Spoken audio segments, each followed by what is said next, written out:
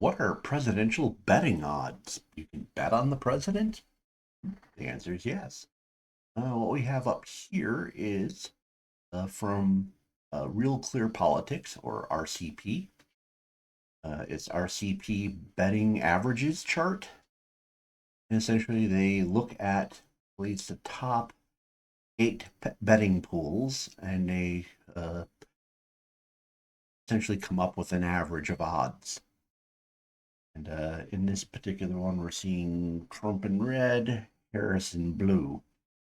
And you can see the period where we have this meteor, a meteor-like rise, where Kamala briefly overtook Trump in the odds. And as of the last 2 days, maybe three, a little hard to see, but Trump is back on top just slightly. So, what is this? How does it work and what does it mean? Well, first, obviously, it varies a little bit by country and state, but depending where you're at, you can bet on the president. You can bet on individual races. There's things you can vote on: control of the Senate, control of the House, impeachments, pretty much any political event that somebody is willing to make a bet and a counter bet on is something that'll end up in the betting pool in some way or form. So obviously, the really big things like a presidential race will show up in every betting pool. More obscure events like someone getting impeached or something along those lines might only show up in a pool or two. So, as I suggested, someone has to take the counter bet for the bet to be valid. So, if you're going to bet something happens, you have to find somebody who's willing to bet against it. Now, in typical sporting events where we're more familiar with betting, I mean, there's always going to be a counter bet, so it's not as hard of a thing to do. Things like races between different candidates, same thing. It's a contest. There's always going to be people willing to take either side. So it's very similar to a sporting event or a horse racing or anything else like that. Uh, Essentially, people come in, they make bets for various outcomes, and odds are generated. The idea is the people betting, the more people betting that someone's going to win raises their odds of winning, but lowers their payout. And yes, in this presidential betting pool, there are payouts if you're in one of the pools that's betting on. So if the underdog wins, or the least likely candidate, or in horse terminology, the long shot, you can make more money on it. Now, let's talk a little bit about horses because people probably, even if you haven't bet on horses, you've probably seen it depicted in movies and depicted in TV shows. So it's something we have a vague amount of familiarity with. So what happens is people come in betting on horses, and a lot of people are showing up. They don't really know much about the horses, so a lot of times they might be just betting on the name of the horse. Where it's like, okay, that sounds like a lucky name, or it has some kind of familiarity with something going on in their life. And then you get people who try to do more realistic interpretations of things. Maybe they're more professional bettors or they've done it more often. So what they'll end up doing is looking at the betting sheets and look how these horses have raced in the past and try to come up with some kind of interpretation for what's the likelihood of them winning. And a lot of times, there's essentially it's gaming the system where you may be wanting to bet on multiple outcomes that have a potential of giving you a slight gain in the end by doing it that way. Now, one of the things that fits in heavily to all betting, and this is important to understand as we move along with the concept, is insider information. So let's say you're out there on the track, maybe you're just somebody who does maintenance on the track, and you see the horses training and you see one of the horses has a limp, and it's like, oh wow, that's the favorite, and he's got a limp, and they're desperately, you see him like rubbing liniment on it and everything, trying to get it back in shape, and he shows up at the race the next day. Well, you now have insider information, so you're going to bet against that horse. You may bet against the next odds-on favorite. Will give a much better payout than that one because you know something they don't. Or maybe you're the veterinarian that's juicing the long shot who just might make it through the race with a heart attack, but still win. Those kinds of things. Uh, so what ends up happening is insider knowledge on an event move the betting pool in directions that give better indicators of what's going to happen. When the insiders make their moves, it changes the odds. People who are watching the odds change may act on those changes as well. Now, obviously, that assumes your horse race isn't fixed, which is a whole nother subject. Now, here's a kind of interesting thing that happened back in the 90s. DARPA, essentially the Advanced Research Group with the Defense Department, started up a betting pool, and anyone could join, and you bet on the likelihood of various world events occurring. Literally, will a war break out in X country? Yes or no. Will a war break out before X date in such country? Or will there be a terrorist event in these countries? Will there be a revolution? Will governments be overthrown? And the reason why DARPA was doing this is because uh, they realized, looking at gaming theory, essentially experts predicting something weren't as accurate as gamblers betting on something. Part of it has to do with a gambler has a stake involved, putting money on it. So, some make bets without really working out the knowledge part of it. But if you have something that's very specific like this, where it's informational, you're going to have a lot more people doing the research and looking at the likelihoods. But the main thing that the DARPA program was hoping uh, to benefit from was insider information. If you were somehow adjunct to a terrorist organization and you knew something was going to happen, you could make a lot of money by accurately predicting the date something's going to happen. So the DARPA system literally counted on insider information to make the bet work. Unfortunately, it didn't get very far before Congress freaked out and shut them down. In all honesty, it would have been a very interesting experiment. I kind of wish they would have uh, let them go through with it just to see how well it worked. I mean, in terms of the scientific things the Department of Defense does, at least that one probably wouldn't get people killed. So by about 2010, betting pools were considered to be excellent predictors, just based on the past workings of these various elections in the betting pools. People said, the betting pools seem to do better than a lot of the polls do. So,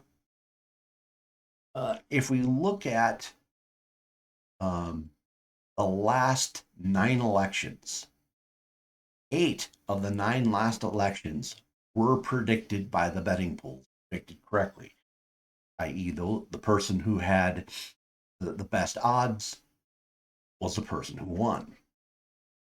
Which was the election in the last 8 of 9 that didn't match the betting pool expectations? Should be able to figure it out. That'd be Trump in 2016.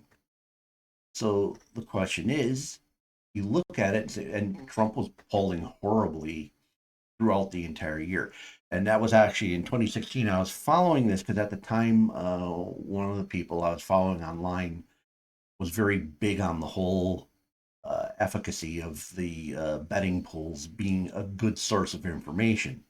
And so I was following it on a very routine basis just to see, you know, what events in the news had any impact on things, what was going on that, like if you saw a change, could you kind of look and see what was causing the change?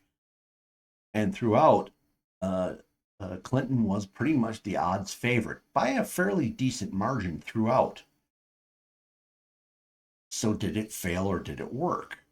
Well, okay, one thing you got to remember with odds, the person who has the best odds doesn't always win. I mean, if someone only has a 1% chance of winning, which was not the case here, I think it was more 40%. But I mean, someone with a 1% chance of winning still has a chance of winning. So the thing is, if you had 100 elections and you had in each election someone who only had a 1% chance of winning and they won once, then the system works. If they are winning half the time, then your system has failed. It's just a general understanding of how odds work. But something interesting happened with this 2016 election. As I had told you, I followed it very routinely. And a weird thing happened because I think it was a bookmark issue where I was, because uh, I pretty much follow the big elections online, where I just check the numbers as they come in. And I think I clicked a bookmark that brought up the betting odds. It's like, well, the betting odds have been saying Trump was going to lose this the entire time, so I'm not too concerned. And I brought it up about 7 o'clock in the evening when the first polls were just starting to close. And I said, oh, how weird. They're showing Trump at even odds at this point. I'm like, okay, I wonder if that's just kind of some glitch. What's going on with the current election? You like, if is that really the betting odds, or is it just being kind of messed up because the election's in progress? And then I started noticing because now I was curious. I kept checking it, and in 15-minute increments, Trump's odds began skyrocketing. So it would appear it does work. And I think what happened is you started having insiders at the last moment realizing what was going to happen. And anybody who was sitting on a bad betting position exited their position, uh, probably at a loss, but not as big a loss as they would have sat on that bet all night long. And a bunch of other people piled in, basically buying up cheap Trump bids in order to make decent money. So I would say it's even though he was the not long shot, but he was the underdog for the entire election and still won. That means the system still works. It just wasn't predictive.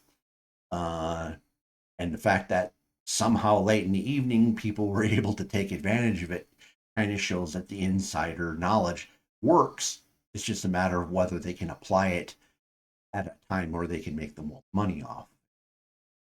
So what's been going on with the current election here? So you can see uh, you had a period there where essentially, unfortunately, with this particular one, the colors are a little bit off in terms of Biden and Harris have very similar colors here, but you can basically watch as the Biden fall off was occurring.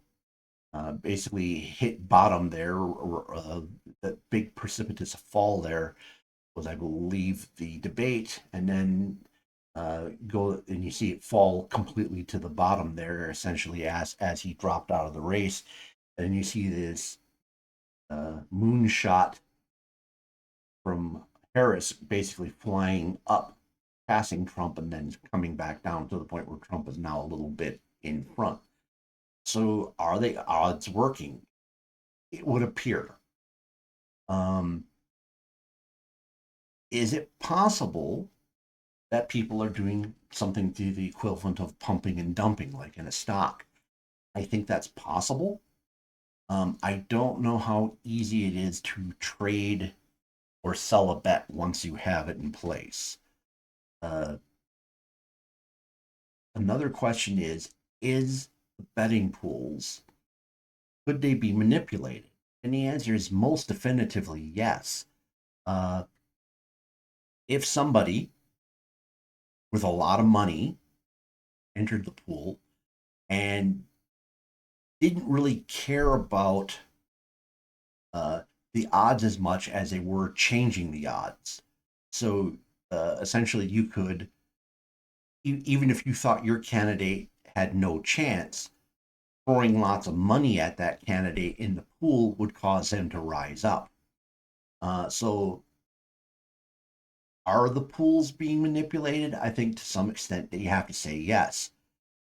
Just as uh, political operatives figured out that controlling the news was important to elections, just as they figured out that polls, controlling the polls, were critical to winning elections.